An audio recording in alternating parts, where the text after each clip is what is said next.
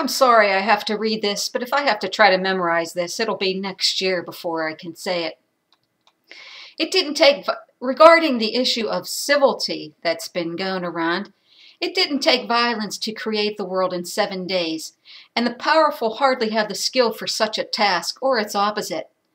Yet, people that refute civility, whether they be Democrats or Republicans, proceed as if they perceive to have the mandate to create a world, thereby only creating the context from which more disease, addiction, and greed spread. You may create an empire, but nobody has created a world with living things from scratch, and therefore no human being has the right to move us into warfare for that end, the product of uncivility. Lack of civility is bullying, plain and simple. Some people think their way is the only way out of sheer selfishness. In creation, the very beginnings were presented as an awesome inspirational event. Yet humans failed in the first spawn generation when Cain killed Abel. This does not give us license to proceed in this aggressive manner.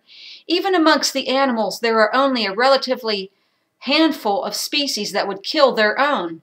Are we going to keep ourselves lowered to something that slithers so the powerful can remain in their fantasy world and pretend they are the strongest survivors?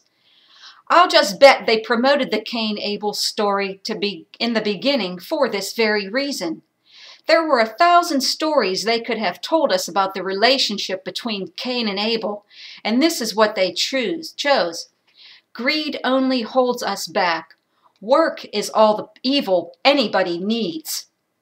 Additionally, the Cain-Abel story must have been the very first political-based circumvention of the whole aesthetic wisdom of the sheer awesomeness and inspiration of the cosmos and its creation.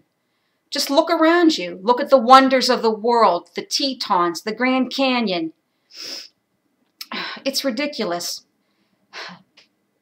From which people of civil-mindedness and moderation derive happiness, but without which people can and do remain in self-pity as an excuse to need more than others to be happy.